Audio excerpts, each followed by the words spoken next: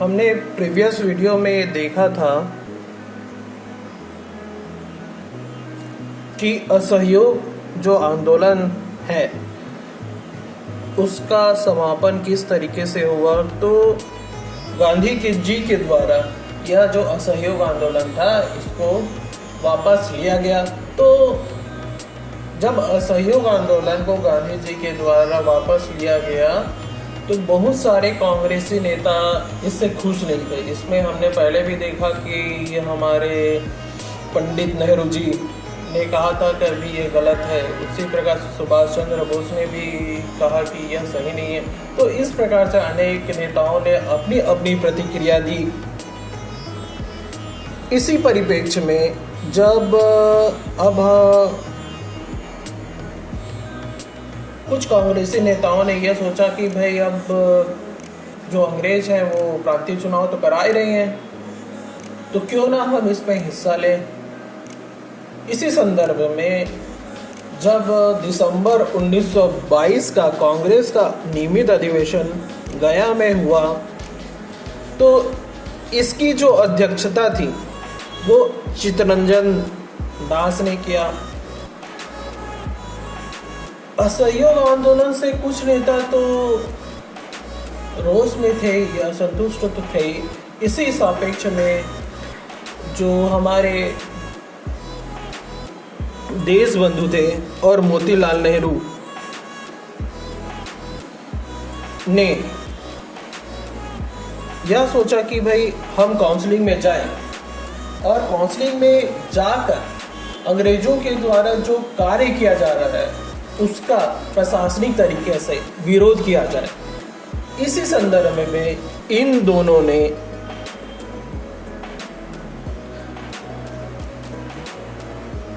जो काउंसलिंग में जाने का जो प्रस्ताव था उसके में समर्थन किया, पर कांग्रेस के जो कुछ नेता थे वे उन्होंने समर्थन नहीं किया।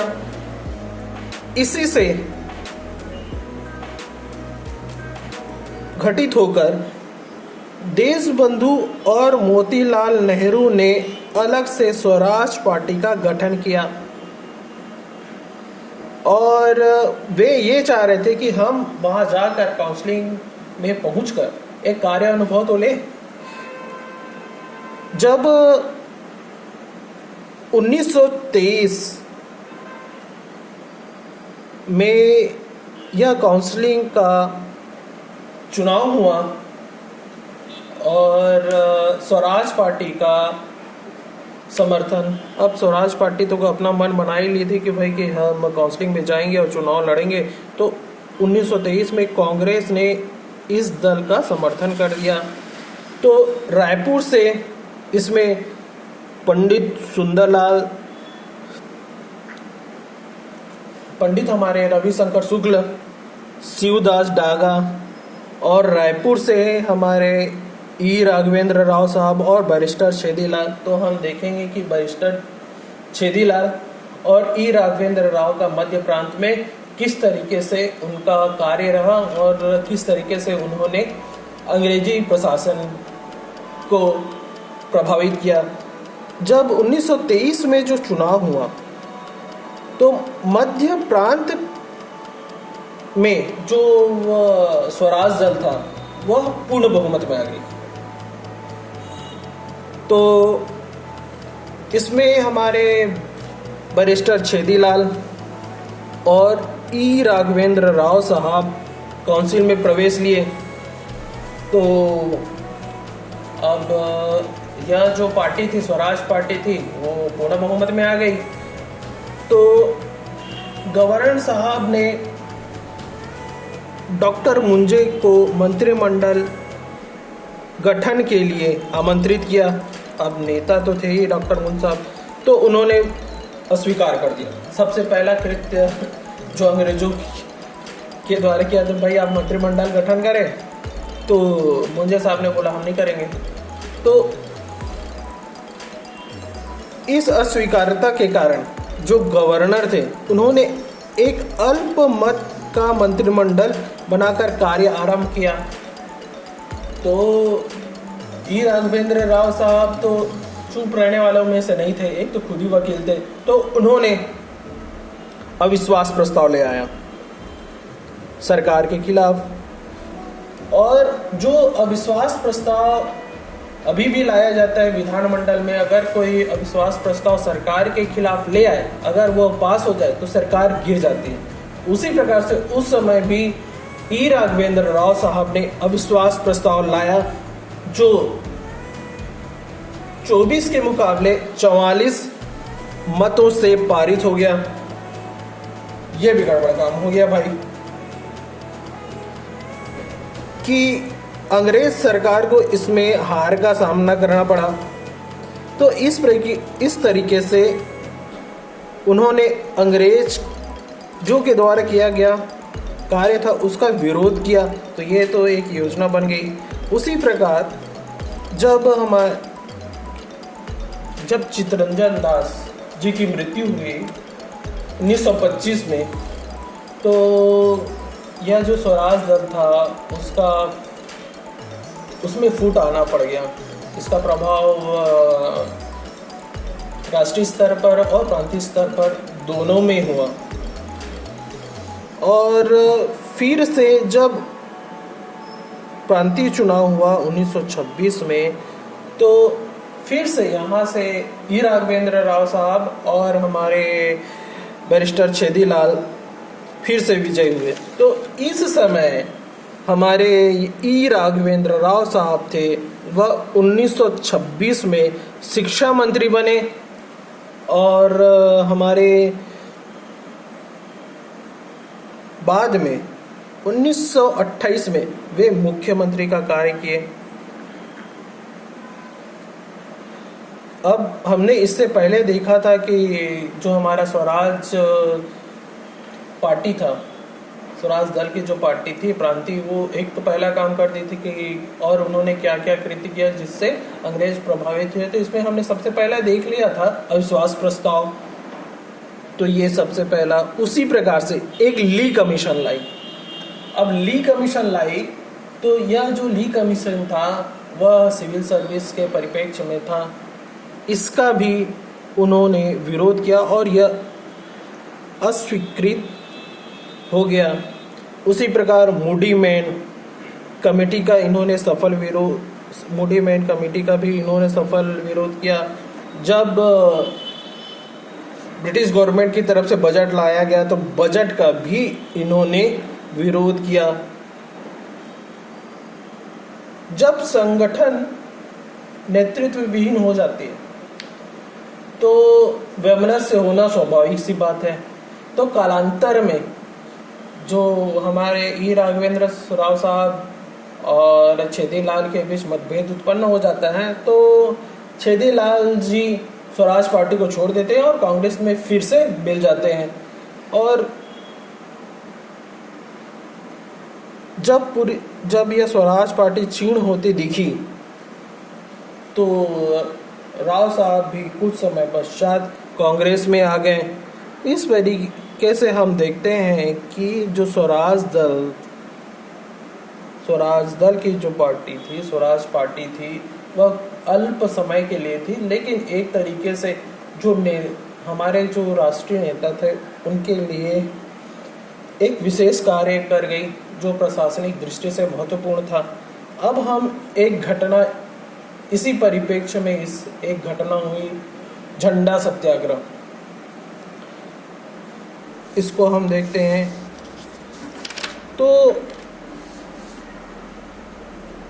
यह जो झंडा सत्याग्रह है वह 1923 में हुई। जबलपुर में जब कांग्रेस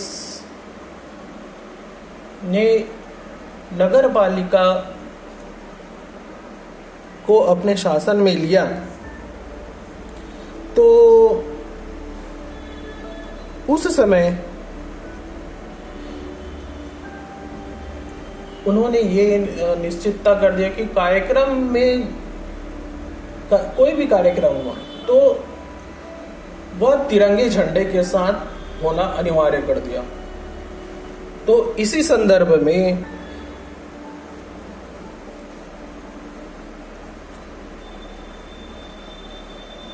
ब्रिटिश सरकार ने ये कहा कि भाई यह जो है यूनियन चेक के लिए अपमान का कार्य करती है। तो जबलपुर के टाउन हॉल में मार्च 1923 में जो नगर पालिका चला रहे थे कांग्रेसी लोग, वहाँ उन्होंने झंडा फहरा दिया। तो इसकी खबर जब डिप्टी कमिश्नर को पता चला तो उन्होंने बोला भाई कि ये झंडा उतारो। अंग्रेज आक्रोशित हो गए, पर झंडा ना उतारने पर उन्होंने क्रूरता दिखाई और पुलिस के द्वारा लाठीचार्ज किया गया। देखते देखते यह जो घटना थी उग्र हो गई। इसी के सापेक्ष में जब ये उग्रता देखते हुए तो सुंदरलाल शर्मा जी, सुभद्रा कुमारी चौहान, नाथुराम मोदी आदि नेताओं ने इस घटना को और उग्र बना दिया और उन नेताओं को गिरफ्तार किया गया। अब यह जो घटना थी इसकी उग्रता को देखते हुए कांग्रेसियों ने इसको देश व्यापक बनाने का सोचा। तो मई 1923 में इस कार्यक्रम को इस नागपुर ले गए। तो इस जो घटना स्थल था तो इस स्थल को बदलकर नागपुर ले गया गया और इसे देशव्यापी बना दिया गया।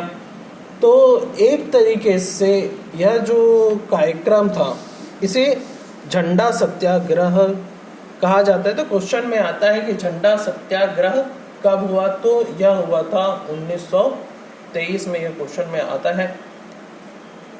तो इसमें छत्तीसगढ़ में कौन कौन से नेताओं ने भाग लिया, तो हमने सबसे पहले देख लिया था पंडित शर्मा तो जबलपुर में ही, उसी प्रकार से शुक्ला जी, यंग बॉय में हमारे विशंबर पटेल, शोभाराम साहू, श्री हरक राम, गिरधारी लाल तिवारी, नोहर सिंह आदि हमारे जो यंग नेता थे, उन्होंने नागपुर अधिवेशन में नागपुर सम्मेलन में पहुंचकर या नागपुर सभा में पहुंचकर इस झंडा सत्याग्रह का समर्थन किया। इसी संदर्भ में जब ये राष्ट्रव्यापी हो गया तो राष्ट्रीय नेता का भी आगमन प्रारंभ हो गया। इसी सिलसिले में सरोजनी नायडू, वल्लभ भाई पटेल, जमनालाल बजाज, महात्मा भगवान दीन, नीलकंठ देशमुख जैसे नेता भी यहाँ नागपुर में आने लगे। तो जब वल्लभ भाई पटेल ने इस आंदोलन का नेतृत्व किया तो अंग्रेज डर गए और उन्होंने स्वीकार कर लिया कि अगर कोई कार्यक्रम में अगर झंडा निकाल कर कोई भी कार्यक्रम होता है तो इस झंडे को स्वीकार्यता दी जाएगी। इस तरीके से यह जो घटना थी एक रोमांचक दृश्य लेके आई। इस तरीके से यह जो घटना थी देशव्यापी हो गई और इसके संदर्भ में माखनलाल चतुर्वेदी जी ने भी कई ओजस्वी भाषण दिए। तो क्वेश्चन में जनरली ये पूछा जाता है कि जो झंडा सत्याग्रह है वह कौन से सन में हुआ, तो 1923 में हुआ। और इसमें कौन कौन से नेताओं ने भाग लिया, तो एक तरीके से छत्तीसगढ़ के द्वारा भी इसमें योगदान रहा। अब हम आगे देखेंगे कि असहयोग आंदोलन के बारे में हम आगे देखेंगे। तो इस स्लाइड में बस इतना ही। धन्यवाद।